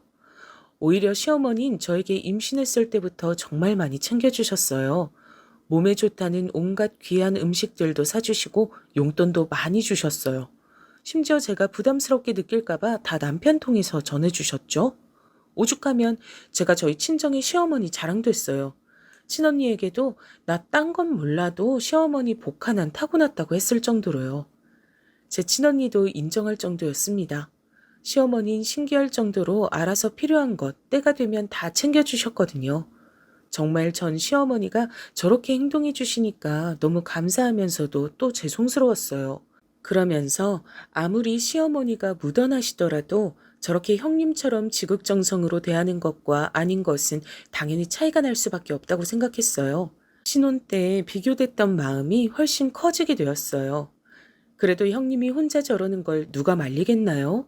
그냥 사람 자체가 챙기는 것 좋아하나 보다 좋게 생각하려고 노력했었죠. 이 뒤로도 종종 잊을만 하면 형님은 저랑 비교되는 행동을 했죠. 아무리 제가 좋게 생각해 보려고 노력해봐도 형님이 저렇게 나오시니 자꾸 마음이 속상하더라고요. 자꾸 제가 부족하게끔 보이더라고요. 저도 나름 노력한다고 하는데 형님에 비하면 보잘것없어서 그게 속상했어요. 하지만 그럴 때마다 남편이 저렇게 행동하는 거 언제까지 갈 것 같냐고 우리는 우리의 길을 걷자고 해서 위안 삼았죠. 형님은 저를 대놓고 미워하거나 견제하거나 그러진 않았어요. 하지만 은근히 저러니까 제가 화내기도 애매하더군요. 그렇게 오묘한 사이로 아이들도 점점 커갔고 저도 중간에서 눈치가 조금 보이긴 했지만 남편만 믿고 의지하며 잘 지냈었어요. 아이가 초등학교에 입학하자 더 바빠져서 저도 어느 정도 내려놓고 살고 있었습니다. 아, 이렇게 말하니까 저는 시댁에 못해준 것처럼 생각하실 수도 있는데 전혀 아니에요. 저희 친정에서도 시어머니가 혼자 사시니까 많이 챙겨주라 말씀하셨고 저도 시어머니가 싫지 않고 오히려 잘 만났다고 생각해서 나름 도리는 하던 상황이었습니다. 형님처럼 매일 연락은 하지 못해도 주기적으로 찾아갔었고 명절이나 생신 때도 섭섭치 않게 챙겨드렸어요. 다만 형님처럼은 못해줬다 이거죠. 둘이 여행을 간다거나 그런 거요. 저도 나름 노력을 하고 있었지만 정말 저렇게 과하게 행동하는 사람이 나오면 어쩔 수 없이 비교되니까 그게 힘들었다는 말입니다. 그리고 얘기가 나와서 말인데 저는 시어머니를 정말 좋아해요. 진짜 제가 다른 건 몰라도 시어머니 복은 확실히 있는 편이라고 자부해요. 제 성격이 워낙 조용하고 내성적이어서 때때로 형님 기분을 따라가기가 힘들었는데 시어머니는 단 한 번도 비교하시거나 그러진 않으셨어요. 사실 당연히 사람이니까 자기한테 잘해주는 사람이 좋잖아요. 당장 제가 시어머니라고 생각해봐도 저는 저한테 잘하는 며느리가 더 이쁠 것 같거든요. 그런데도 시어머니는 저에게 내색 한 번 하신 적이 없어요. 그래서 지금까지도 참 감사합니다. 아무튼 그러던 어느 날 남편이 저녁 먹다 얘기를 꺼냈어요. 형수가 어머님한테 식당 옆에 카페 하나 차리고 싶다 그랬다네. 갑자기 무슨 카페? 말 그대로 식당이 백반집이니까 옆에서 카페 차리면 서로 좋은 영향 줄 것 같다 그랬다네. 어머니는 그거 듣고 당신이 돈 내주신다 그랬나 봐. 아, 그래? 잘 됐네. 자기 괜찮아? 뭐가? 형수한텐 카페 차려주는데 자기한텐 아무것도 없잖아. 난 그냥 이렇게 사는 게 운명인 거 보지 뭐. 제가 이렇게 얘기하자 남편은 크게 웃었어요. 저의 이런 점이 좋다나 뭐라나. 그런데 진심이었습니다. 저는 어머님이 형님한테만 카페를 차려주셔도 아무렇지도 않았어요. 그리고 이미 시어머니는 저한테 충분히 잘해주셨거든요. 여기서 오히려 바라는 게 민망해질 정도였습니다. 그런데 어머님도 저한테 연락이 오더라고요. 아가, 만약 너도 카페 차리고 싶으면 언제든 말해. 카페가 아니어도 좋으니까 뭐든 하고 싶은 말해. 전 정말 괜찮아요, 어머님. 너는 애가 왜 이렇게 욕심도 없고 착하기만 하니? 저는 진짜 괜찮았는데 옆에서 오히려 난리가 났더라고요. 심지어 어머님 가게에 찾아가도 직원분들이 저를 보면 괜찮냐고 그러더라고요. 형님은 그렇게 신이 나서 카페를 열었어요. 저도 가서 몇 번 도와줬는데 형님이 종종 그러더라고요. 동서도 좀 몇 번 가서 얼굴 비추고 가게 하나 열어달라 그래. 저는 정말 그냥 이대로 평범하게 살고 싶은데 형님은 그게 아니었나 봐요. 심지어 카페를 열고 나선 더 심해졌어요. 아예 붙어 있겠다. 틈만 나면 식당으로 가서 시어머니한테 갔다 그러더라고요. 어머님 식당이 정말 지역 명소가 돼서 주변에 카페와 식당들이 생기기 시작했는데 형님이 카페를 바로 옆에다 차리니 자연스럽게 매출도 많이 올랐어요. 또 같은 식구가 하는 거니까 단골분들도 많이 찾아주셨어요. 저는 사실 저 정도로 노력하면 식당 그냥 물려받았으면 좋겠더라고요. 형님은 카페를 열고 눈에 띄게 얼굴이 좋아졌어요. 하고 다니는 차림도 많이 달라졌죠. 사람이 여유가 생기니까 하고 다니는 행세가 많이 달라지더라고요. 저한테 형님은 가끔 흘러가는 말로 동서, 돈이 최고야 라고 말했던 게 기억이 나요. 아무튼 그렇게 살고 있었는데 남편이 이번엔 시어머니가 형님 어머님한테도 가게 하나를 열어줬다고 하더라고요. 무슨 가게냐고 물어보니까 옷가게래요. 형님 친정이 여유롭지 않다는 건 알고 있었어요. 전 형님도 형님이지만 시어머니도 정말 대단하다는 생각이 들었습니다. 며느리는 아들하고 같이 사니까 가게 차려줄 수 있지만 사돈까지 챙기시다니 정말 대단하다는 생각만 들었어요. 형님도 정말 대단했죠. 저는 친정이 아무리 어려워도 대놓고 우리 친정 도와달라고 말 못할 것 같은데 형님은 시어머니한테 부탁도 잘하더라고요. 그뿐만이 아니었어요. 형님은 아이를 사립학교에 보내고 싶었나 봐요. 시어머니한테 부탁해서 아주 비싼 학교에 보냈어요. 어머님이 우리 아이도 저 학교에 보내라고 하셨지만 저는 그냥 평범하게 키우고 싶어서 거절했습니다. 아이가 커가면서 형님의 사치도 점점 심해졌어요. 전 그냥 아이는 아이답게 키우고 싶었거든요. 그런데 형님은 아니었나 봐요. 어디서 처음 듣는 브랜드의 옷을 입히고 어디 학원을 보내야 하고 그런 게 굉장히 심했어요. 그럴 때마다 시어머니는 또 엄청나게 지원해 주셨죠. 그리고 시어머니의 식당처럼 형님의 카페도 장사를 잘하는지 많이 바빠졌어요. 제가 몇 번 찾아갈 때마다 직원들도 꽤 많아 보였고요. 카페 옆으론 호프집이 있었습니다. 젊은 남자 사장이 하는 곳이었는데 저와 남편도 종종 갔었던 기억이 나요. 분위기가 굉장히 좋아서 몇 번 찾아갔었습니다. 형님도 카페 바로 옆에 있는 가게니까 자주 가더라고요. 그래서 다 함께 일 끝나고 맥주도 마시고 그랬죠. 그렇게 카페 장사가 잘 되면 좋은 일이니까 전 잘 됐다고 남편에게 말했어요. 그리고 형님은 제 생각보다 돈을 정말 많이 좋아하더라고요. 카페를 열고 장사가 조금 되자 대놓고 사치를 부리기 시작했어요. 차도 좋은 것으로 새로 바꾸고 집도 이사 가고 입고 다니는 옷도 바뀌었어요. 남편이 어느 날 저녁 먹다 저에게 말했죠. 형수, 돈 좋아하는 건 알겠는데 너무 노골적이라 보기가 안 좋아. 그 말을 듣고 생각해 봤어요. 형님이 아무리 카페가 잘 된다고 하더라도 하고 다니는 건 그 이상이었거든요. 남편이 살짝 말해주기론 아주버님도 알고 계신다고 그러더라고요. 물론 버는 만큼 쓰는 건 중요하다고 생각해요. 하지만 그 정도가 심해지니까 보기가 안 좋았어요. 심지어 어머님 식당에 가서 주인 행세하기 시작했다 그래요. 그래도 어머님이 그 지역에서 몇십 년 동안 키워온 식당인데 좀 너무한다고 생각했어요. 어머님이 자기한테 카페도 차려주고 친정에도 옷가게를 차려주니까 완전 자기 세상이 된 거죠. 형님은 그것을 숨길 생각도 하지 않았습니다. 오히려 자기가 돈이 많으니까 여기저기 자랑도 많이 했습니다. 여행도 정말 많이 다니더라고요. 이상했던 건 그렇게 놀러 다니는데 아주버님하고 시조카는 같이 데리고 다니질 않더라고요. 혼자 뭐가 그리 좋은지 잘 놀러 다니고 했어요. 카페가 잘 되면서 시어머니를 찾아가는 것도 빈도가 많이 줄더라고요.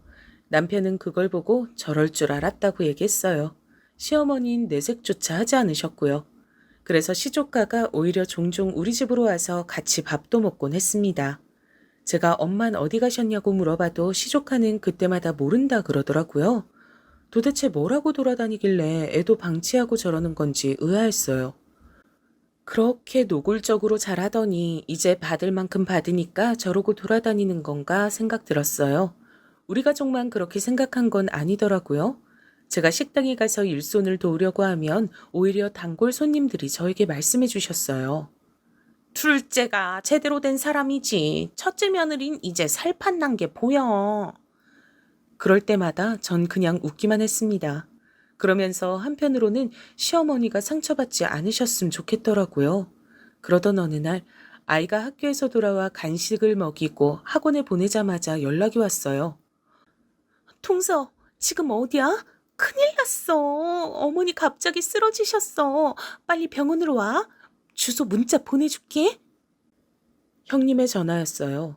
어머니가 쓰러졌다길래 너무 놀라서 일단 남편에게 전화로 상황 설명을 했고 바로 병원으로 달려갔죠. 도대체 이게 무슨 일인가 너무 놀랐습니다. 정말로 손이 덜덜 떨려오더라고요. 설마 돌아가시는 건 아니겠지 생각하며 마음 졸였어요. 택시를 타고 불이 나게 달려간 병원은 형님 혼자 있었어요. 그런데 평소와 달리 형님은 침착하더라고요. 오히려 제가 더 놀라서 당황한 채로 여기저기 이상은 없냐고 간호사들에게 물어보고 있었어요. 1인실로 옮기고 겨우 진정하고 있는데 의사 말을 들어보니 원인은 아직 모르겠으나 일단 깨날 때까지 기다려달라더라고요. 검사 결과를 보니 막 엄청나게 몸에 이상은 없지만 깨어날 때까지 옆에서 간호는 필수라는 말을 하길래 알겠다 그랬죠. 바로 남편에게 전화를 걸어 상황 설명을 하고 병실로 들어왔는데 형님이 저한테 말을 하는 거예요. 형님은 확실히 평소와는 달랐어요. 저는 정말 다른 사람인 줄로만 알았어요. 동서, 난 어머님 간호 절대 못해. 정말 죽어도 못해. 동서가 좀 했으면 좋겠어. 내가 500만 원 줄게. 그걸로 간호 부탁해. 아, 내가 그동안 어머니한테 잘했던 거 알지? 이제 동서가 좀 노력해봐. 전 저 말을 듣자 너무 당황스러워서 아무 말도 하지 못하고 형님만 바라보고 있었어요. 내가 얼마나 고생했는데 노인네 매일 찾아가고 옆에서 가게 하면서 챙기고 둘이 여행 가느라 얼마나 스트레스 받았었는데 아 잘됐다. 설마 동서 어디서 본 건 있어가지고 뭐 유류분 이런 거 주장할 건 아니지? 사람이 그렇게 살면 안 돼. 어머님 식당이 생각보다 매출이 진짜 좋더라. 얼마나 돈이 되겠어? 그동안 고생했던 거 보상받을 생각하니까 너무 좋다. 동서, 도대체 언제 가시나 했더니 이제 가시네?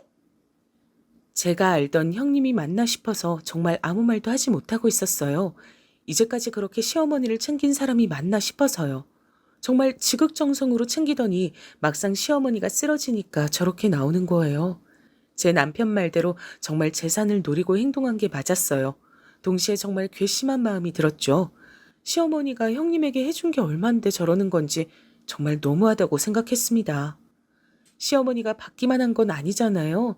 형님한테 카페도 차려주고, 아니, 심지어 형님 친정도 가게를 차려줬는데 어떻게 저럴 수가 있죠? 그리고 시어머니는 며느리들에게 정말 잘해주셨어요. 제가 생각할 땐 오히려 아들들보다 며느리들에게 더 잘해주셨던 것 같아요. 단순히 물질적으로만 지원해 준 것도 아니고 전 살면서 제사나 명절 때문에 스트레스 받았던 적이 단 한 번도 없었습니다. 항상 시어머니는 귀찮은 거 절대 시키지 않으셨어요. 오히려 저희에게 힘든 거 있으면 말하라 그러셨죠. 그리고 시어머니는 저희 친정에도 정말 잘해주셨거든요. 형님 친정에 가게 차려주시면서 저에게도 넌지시 물으셨어요. 물론 저는 괜찮다며 거절했지만 시어머니는 한 달에 한 번은 저희 친정에 선물을 보내셨어요. 이외에도 제가 현실적인 고민으로 힘들어할 때 정말 많은 도움을 주셨어요.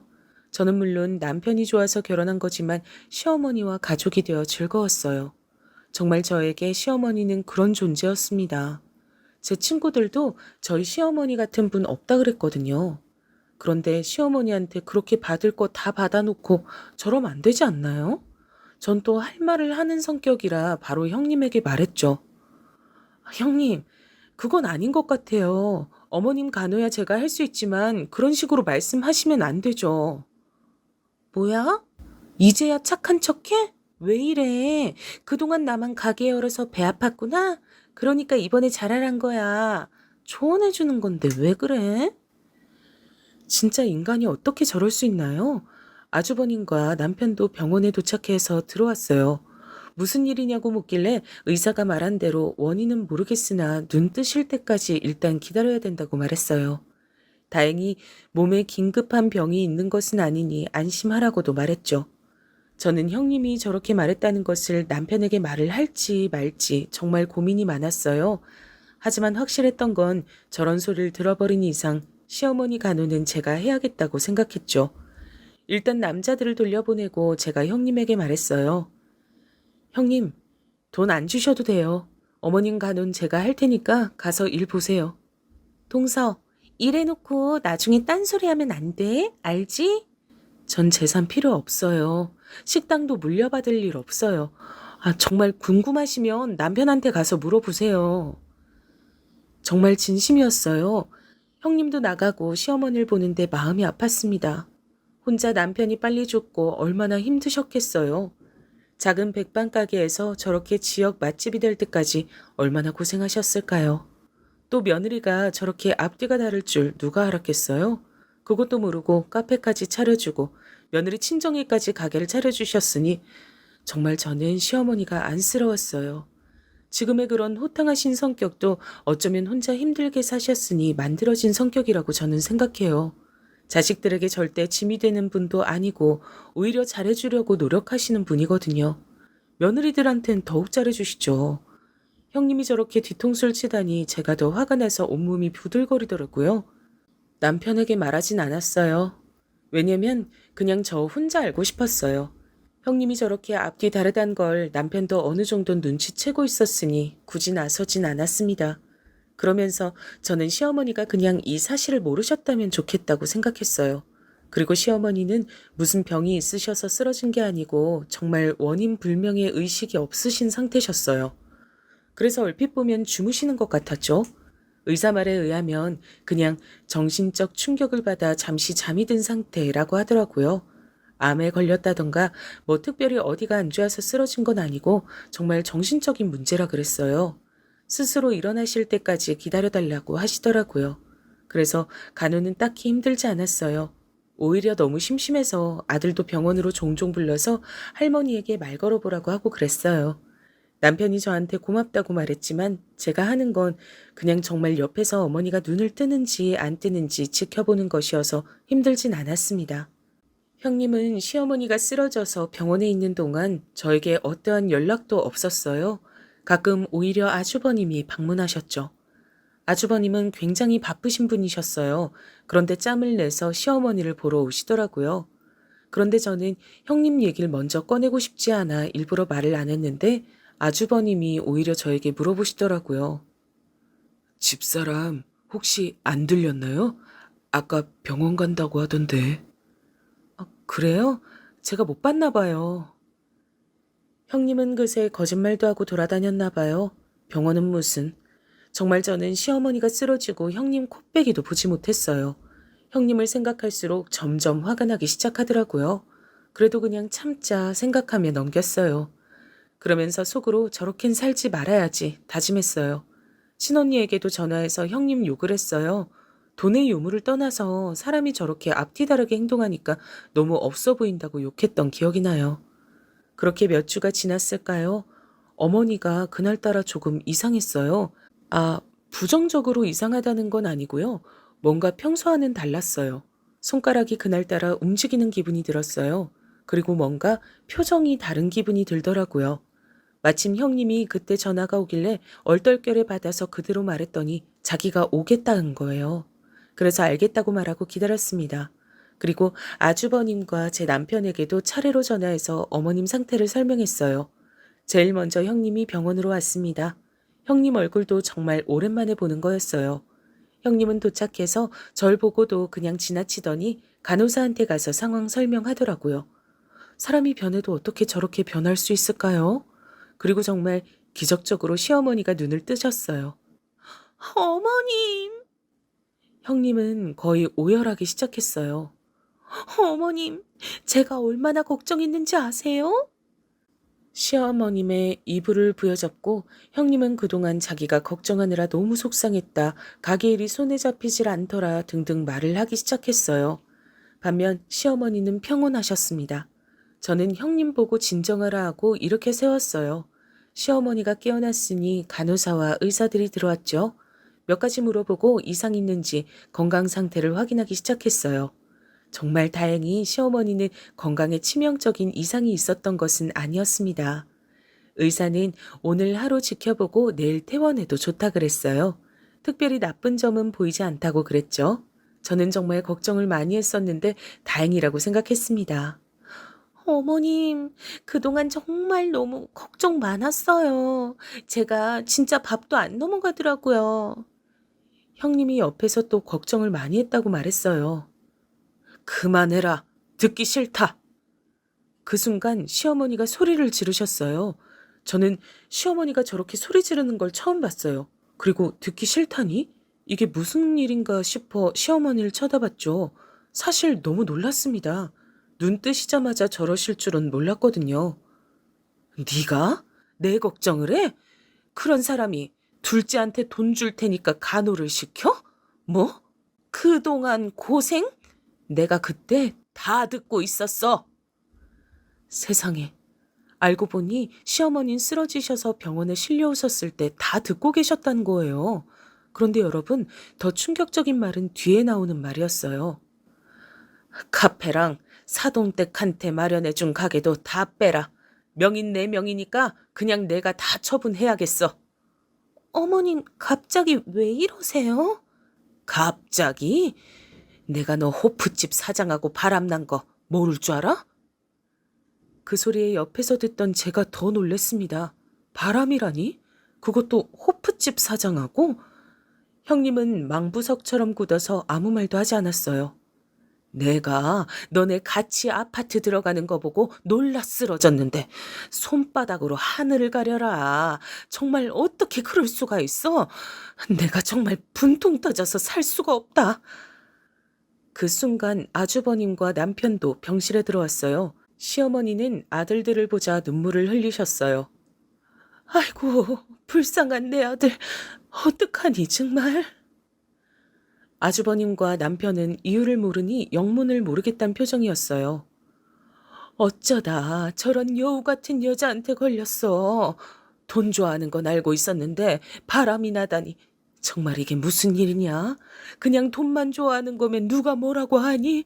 세상에 호프집 사장하고 바람이 났댄다. 시어머니는 저희가 다 같이 있는 곳에서 형님이 불륜했다고 말씀하셨어요. 아주버님은 정말 모르고 계셨는지 형님에게 묻더라고요. 형님은 처음엔 절대 아니라고 했어요. 무슨 소리냐고 자기는 너무 당황스럽다고 하더라고요. 어머님, 어떻게 저한테 그러세요? 제가 이제까지 어머님께 잘했던 거 어머님이 더 잘 아시지 않으세요? 갑자기 불륜이라뇨. 네가 옆 가게 사장이랑 여기저기 다닌 거 내가 모를 줄 알았어? 내가 한두 번 그런 소리를 들은 게 아니야. 네, 알고 보니 형님은 옆 호프집 가게 사장과 바람이 났더라고요. 시어머니 가게가 워낙 지역에서 유명하다고 했잖아요. 그러다 보니 지역 어딜 가도 시어머니를 알고 계셨어요. 그 가게에 매일같이 드나드는 형님도 당연히 사람들이 알고 있었고요. 그런데 겁도 없이 바로 옆 가게 사장하고 바람이 났던 거예요. 게다가 형님이 그 지역 토박이라 형님도 모르는 사람이 없었는데요. 당연히 손님분들이 여기저기서 목격하고 그걸 시어머니한테 전달한 거예요. 형님은 인정하지 않았습니다. 오히려 증거 있냐고 막 울면서 소리를 지르기 시작했어요. 그러자 시어머님 말씀하셨죠. 내가 두 눈으로 똑똑히 봤다니까. 니네 같이 아파트 들어가는 거. 알고 보니까 지역 주민들이 형님과 옆 가게 사장이 둘이 붙어 다니는 걸 보고 사진을 찍어 시어머니에게 보냈더라고요. 식당이 워낙 오래되다 보니 단골 손님도 매우 많았거든요. 형님은 카페로 번 돈으로 두 집 살림을 하고 있었다고 해요. 정말 간도 크게 같은 지역 안에서 아파트를 새로 얻어서 살고 있었대요. 그걸 본 사람이 한둘도 아니고요. 워낙 어머님이 식당도 크게 하셨고 형님은 바로 옆에서 카페를 운영하고 있었으니 당연히 사람들 눈에 띄었던 것 같아요. 게다가 불륜남도 바로 옆 가게에서 호프집을 운영하고 있으니 식당을 몇 번만 왔어도 알아차리고도 남을 사실이었죠. 바람도 정말 통 크게 하고 있더라고요. 알고 보니 형님은 혼자 여행을 다녔던 게 아니었어요. 불륜남과 함께 다녔더라고요. 어쩐지 이제야 시조카가 왜 혼자 있었는지 알게 됐습니다. 다 알고 나니까 모든 퍼즐이 맞춰지기 시작했어요. 이걸 옆에서 사람들이 보다 못해서 작정하고 시어머니에게 알렸다고 하더라고요. 나중에 이렇게 발뺌할까봐 사진도 몇 장이나 찍어냈다고 하더라고요. 아니, 사실 사진까지 갈 필요도 없이 그 아파트에 들어가기만 해도 발각될 사실이었어요. 그 소리를 듣고 시어머니도 긴가민가해서 직접 아파트로 갔고 거기서 형님과 호프집 사장을 보았다고 해요. 충격을 받은 시어머니는 그대로 쓰러지셨죠. 시어머니는 안 그래도 불륜 사실을 알고 충격을 받으셔서 쓰러지셨는데 간호도 못하겠다는 소리를 듣고 일어나질 못하셨다고 하셨어요. 그러면서 저한테 고맙다고 하시더라고요. 누워 계셨지만 정신이 완전히 나간 것은 아니었다고 하더라고요. 중간에 제가 어머님께 뭐라고 말한 것도 기억하시고 제가 아들을 데려와서 할머니한테 인사하라고 한 것도 기억하셨죠. 그것도 모르고 형님은 오히려 좋다고 더 불륜남과 돌아다녔나 봐요. 그렇게 형님은 증거와 증인들이 너무나 많았고 바로 아주버님은 이혼 소송을 하셨습니다. 그동안 그럼 병원 간다 하고 호프집 사장하고 놀러 다닌 거냐고 소리 지르셨죠. 아주버님은 배신감이 장난이 아닌 것 같았어요. 남편도 옆에서 너무 놀랐는지 굳어있더라고요. 재산을 노리고 저랬던 것은 알고 있었지만 불륜이란 건 정말 상상도 못했습니다. 남편도 그냥 형수가 정신 나간 줄 알았지 저렇게 불륜하며 돌아다닐 거라곤 상상하지 못했다 했어요. 나중에 다 알고 나서야 가지가지 한다고 형수 욕을 했죠. 또 이 좁은 지역에서 간도 크다고 생각했죠. 같은 동네 살면 사실 한 다리 건너면 다 아는 사이잖아요. 카페와 형님 친정에 구해준 가겐 애초에 어머님 명의였다고 하더라고요. 어머님이 절 따로 불러서 말씀하셨어요. 아가, 네가 카페 이어서 해라. 어머님, 제가 과연 잘할 수 있을까요? 전 정말 괜찮아요. 못할 건 뭐냐? 아니면 명의 변경을 해줄 테니까 가게 나가지 말고 돈만 벌어. 내가 정말 고마워서 그래. 그리고 예전부터 내가 너무 못해준 것 같아 신경 쓰였어. 어머님은 형님이 하던 카페를 저에게 주었어요. 사실 얼떨결에 운행하게 된 거라 아직 많이 부족해요. 제가 직접 나가서 뭘 하진 않고 문만 여닫고 있습니다. 아무것도 모르고 시작했지만 그래도 나름 즐기면서 사는 중이랍니다. 형님은 어떻게 됐냐고요? 그대로 이혼당했어요. 가게는 당연히 뺏겼죠. 사실 형님 사돈 쪽에서 식당에 찾아와서 행패도 부리고 그랬습니다. 가게를 줬다 뺏는 게 어딨냐고 막 따지기 시작했죠. 그런데 그런 소린 바람 피운 자기 딸한테 뭐라 해야 하는 거 아닐까요? 정말 콩 심은 데 콩 난다는 말이 이런 말이구나 싶었어요. 형님은 끝까지 자기 잘못이 없다고 했대요. 저도 남편한테 들은 건데 오히려 법원에서 자기가 피해자라고 했다고 하더라고요. 혼자 시어머니 부양하느라 힘들었다고 말도 안 되는 소리도 하고 막 이대로 당할 수는 없다고 오열하기도 했대요. 사람이 양심이 없어도 너무 없는 거 아닌가요? 시어머니 부양이라니. 전 그 말을 듣고 너무 어이가 없어서 웃었어요. 오히려 시어머니가 저희에게 지원을 너무 많이 해주셔서 문제가 되지 않을까 걱정은 했어도 혼자 부양하느라 힘들었다뇨. 그런 사람이 카페도 받고 친정 가게도 차려달라고 하나요? 또 이것도 나중에 알고 보니 시어머니가 쓰러져서 병원에 계실 때 식당에서 자기가 사장인 것처럼 행동해서 직원들 불만도 매우 많았다고 해요. 시어머니는 직원들에게 절대 막대하지 않았는데 형님은 막 이것저것 시키고 그래서 직원들끼리 만약 형님이 사장이 된다면 그만둘 생각도 하고 있었다고 해요. 시어머니가 쓰러지시기 전부터 형님이 그런 낌새가 보이긴 했지만 시어머니가 쓰러지고 나선 더 심해졌다고 그러더라고요. 그러면서 노골적으로 티를 내기도 했었대요. 이 가게 이제 내 거니까 뭐. 이런 말도 서슴없이 하고 했다 그래요. 정말 사람이 양심이 없어도 너무 없어요. 또 공판에서 들은 내용으론 애초에 시어머니한테 잘했던 이유도 재산을 받아서 바람난 남자와 둘이 살려고 했다고 하더라고요. 일부러 카페도 그래서 그 사장 옆에 얻은 거였죠. 둘이 원래부터 알던 사이라고 했고요. 형님은 그 지역 토박이었고 그 남자도 토박이었대요. 어렸을 때부터 아예 아주버님과 결혼하기 전부터 알던 사이라고 하더라고요. 그리고 정말 충격적이었던 사실은 그냥 결혼 자체가 돈 보고 결혼한 거라고 하더라고요. 어릴 때부터 그 지역에서 자란 토박이잖아요.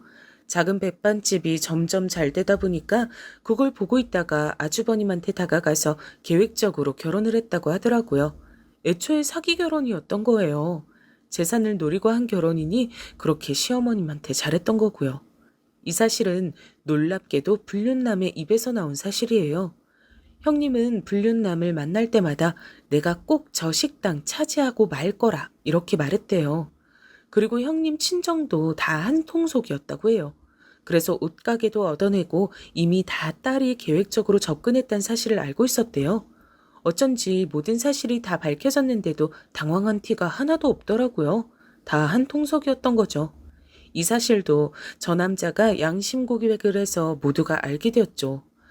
자기도 그냥 처음엔 가볍게 생각했었는데 날이 갈수록 형님의 행패가 심해지니까 감당하기 힘들었다고 그렇게 고백했다네요. 그리고 여러분, 정말 제일 충격적이었던 게 뭔지 아세요? 알고 보니 형님은 저 불륜남과 애도 가졌다고 해요. 이것도 저 남자의 입에서 나왔어요. 남편은 애초에 형님이 아주버님과 사랑으로 결혼한 게 아니고 계획적으로 접근했던 거니까 놀랍지도 않다던데 저는 정말 충격받았어요. 시어머니 돈으로 가게도 열고 그렇게 사치 부리면서 살다가 아이까지 가지다니 정말 이건 너무하지 않나요? 그래도 세상에 거짓은 없다더니 이게 다 들통이 났네요. 남의 돈으로 그렇게 행복하게 자기 하고 싶은 거 다 하고 살더니 잘 됐다 싶었어요. 저러니 시어머니가 쓰러졌던 사실이 형님에겐 얼마나 큰 행복이었겠나요?